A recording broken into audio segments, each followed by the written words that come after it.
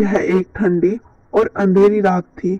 गांव के किनारे स्थित एक पुराना जंजर हवेली था, जिसे श्रापित हवेली कहा जाता था। लोग कहते थे कि रात में उस हवेली से अजीब सी आवाजें आती थी, मानो कोई वहां रो रहा हो या चीख रहा हो। रवि, जो गांव का एक साहसी युवक था, हमेशा इन बातों का अंधविश्वास मानता था। एक दिन उसके दोस्तों ने उसे चुनौती दी कि वह उस हवेली में जाकर रात बिताए। रवि ने यह चुनौती स्वीकार कर ली और रात को हाथ में लैंटेन लिए हवेली की ओर चल पड़ा। हवेली के पास पहुंचते ही उसे वहां का माहौल अजीब और डरावना लगा। दरवाजे चरमराते हुए खुला और रवि अंदर दाखिल हुआ। हवेली के अंदर धूल और मकड़ी के जालों से ढकी पुरानी चीजें थी।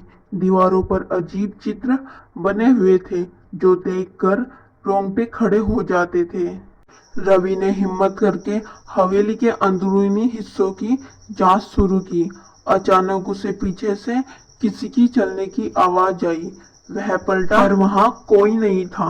उसका दिल तेजी से धड़कने लगा, लेकिन वह खुद को शांत करते हुए आगे बढ़ा। जैसे ही वह हवेली के पुराने कमरे में पहुंचा, उसे अचानक एक ठंडी हवा का झोंका महसूस हुआ।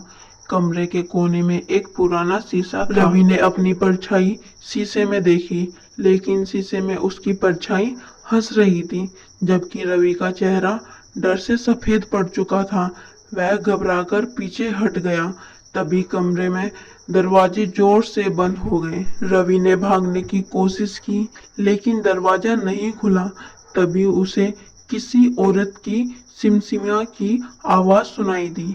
वह आवाज हवेली की छत से आ रही थी। डर के मारे उसके पैर कांपने लगे, लेकिन उसने हिम्मत करके ऊपर जाने का फैसला किया। जब वह छत पर पहुंचा, तो उसने देखा कि वहां एक सफेद साड़ी में लिपटी हुई जिसका चेहरा बैठी है ढका हुआ था। रवि ने कांपते हुए उससे पूछा, तुम कौन हो? औरत ने धीरे धीरे अपना चेहरा उठाया और जब रवि ने उसका चेहरा देखा तो वह चीख भी नहीं पाया। उसकी आंखें खून से लाल थी और उसके चेहरे पर गहरे घाव थे। अचानक वह औरत हवा में उड़ने लगी और रवि की ओर बढ़ने लगी।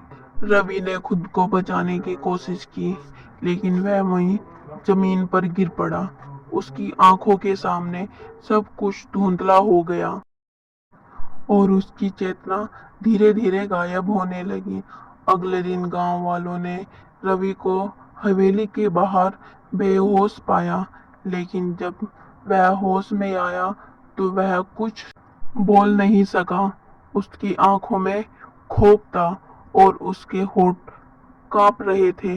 लोग अब भी नहीं जानते कि उस रात रवि के साथ क्या हुआ, लेकिन उसके बाद से किसी ने उस हवेली के पास जाने की हिम्मत नहीं की। श्रापित हवेली अब भी वहां खड़ी है और कहते हैं कि रात में वहां अब भी सिसकियां सुनाई देती हैं।